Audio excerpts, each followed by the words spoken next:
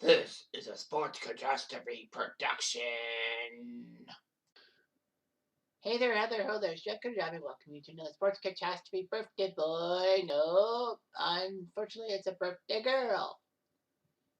Anyway, she is a former world #1 tennis player who won gold at the '92 Summer Olympics, setting a lot of records, getting her professional debut at age 13 years 11 months, reaching the finals at Boca Raton, Florida. She was the youngest ever player to reach the top 10 at 14 years, 235 days. And she actually had to take time off for competitive tennis. Unfortunately, she had some personal struggles, and the press really got on her nerves. But slowly but surely, she came back to decent form and all that, winning the Australian Open in 2001 and also the French Open. So she was a mainstay until injuries ruined her career in 2004, but she's still a fantastic player. Her name is Jennifer Capriati, who's now 47 years old. So Jennifer Capriati played in this famous thing called the Junior Orange Bowl. That's a good tennis tournament in Florida for juniors in the 12 and 14-year-old categories. And only 9 players have ever done that twice in the 70-year history, alongside Andy Murray, Jeremy Connors, Monica Seles, and Yishi Olio. And Capriati actually made her professional debut as a 13-year-old, reaching the finals of 2 of her first 3 tournaments, losing to Gabriela Sabatini and Martina Navratilova. But she did take care of number 5, Arantxa Sanchez-Vicario once, so that was good. She got into the tournament rankings at number 23. At the French Open, she got all the way to the semifinals, losing to Monica Seles. And then she got to Wimbledon before she lost to Steffi Graf.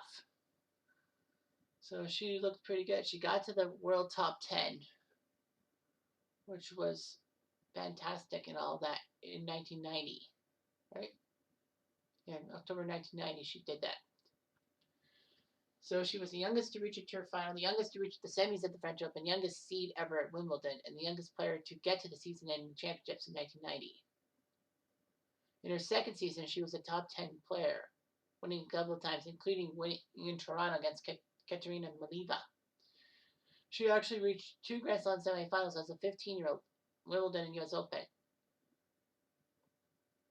And she took care of Navratilova in the quarterfinals in straight sets. She got to the semis but lost to Gabriela Sabatini. At the US Open, she got a revenge on Sabatini but lost in the semis to Monica Seles.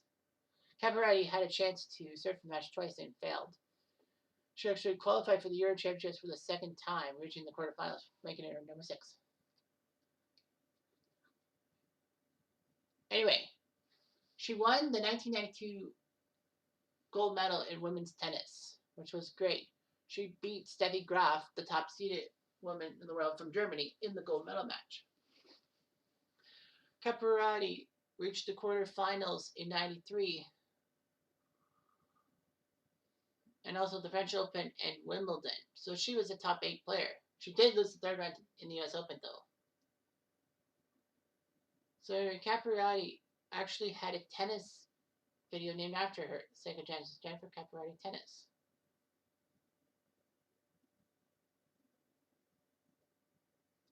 So yeah, it wasn't that bad. Anyway, a lot of tournaments and all that. Not my favorite tennis game. Anyway, she looked good. She got to the Canadian Open finals, losing to Steffi Graf. And then she lost her opening match as a 7th seed in the US Open to Lila Meshkini. She decided to take a break from tennis because of her personal problems. She came back in 96, reaching the semis in Essen, Germany. Capriati did finish number 24 in the 96 rankings, but she was comeback player of the year. So, unfortunately for Capriati, by 97 she was losing her spirit and all that, and was ranked below the 200s. She did reach number 101, but in 99 she was pretty good. She won in France for her first WTA title in 6 years. And then won in Quebec City, beating Chandler Rubin. She also reached the round of 16 in the French and U.S. Open, finishing number 23. Capriati reached her first Grand Slam semifinal in 9 years at the 2000 Australian Open, losing to Lindsay Davenport.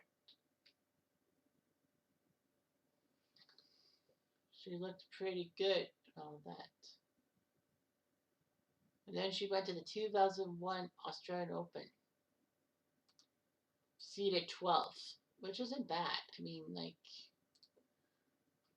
it wasn't that bad out of the 16 seeds. So she took part in it. In the bottom half, she took care of Slovakia's Negova, then took down Orleans of Holland, Rua Pascual of Spain, and then Marrero of Spain.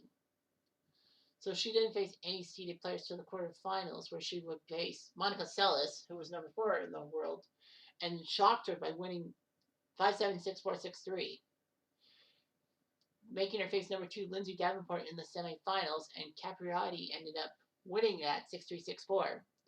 In the finals, she took on the number 1 player in the world, Martina Hingis, and shocked the world by taking down Hingis 6-3, 6-3. It was just amazing. She was actually the lowest seed ever to win the title, and the first player since Tracy Austin in 1979 to defeat the top 2 ranked players in any major in straight sets. So she got to number 7 on the top 10 rankings, and somehow she ended up being number 1 in the world. All that. Capriati actually won the French Open, taking care of Kim Clijsters in the final. It was just shocking. All that. Becoming only the 5th woman ever to win the first 2 majors in the year, Australian and French. So anyway, Capriati lost the semis of Wimbledon to Justine Henin, so that was just huge. She did lose the Rogers Cup in Toronto to Serena, but she shocked everyone by getting to the semis of the U.S. Open, losing to Venus Williams. She was ranked number 1 for a little bit, but then she ended up winning the 2002 Australian Open. Well, she was the number 1 seed because of Lindsay Davenport's injury. She took care of Emily Mauresmo and Kim Clijsters before facing Hingis in the final. And Capriati was actually down 4-0 in the second set. She was down a set, but somehow pulled it off, going to the tiebreak, winning that, and then winning 6-2 in the third set. So she shocked a lot of people and all that. She lost to Serena in the semifinals of the French Open, lost to Emily Mauresmo of France in the quarters at Wimbledon, and got to the quarterfinals at the US Open, losing to Mauresmo. So anyway, Capriati just had injuries and all that.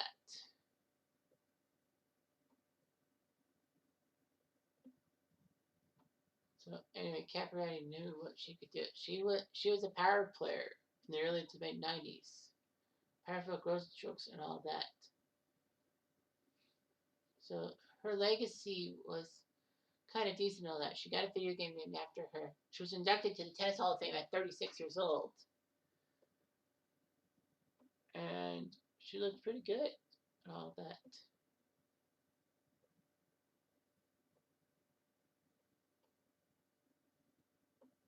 So anyway,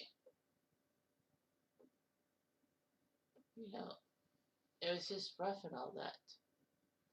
Her personal life was just terrible. All that. Well, she was the daughter of Denise and Stefano Capriati. But she was charged with shoplifting a $15 ring from a mall kiosk. She had misdemeanor marijuana possession. And in 94, she said she contemplated suicide because of tennis burnout and issues over her appearance and relationships. So she had some drug problems and all that.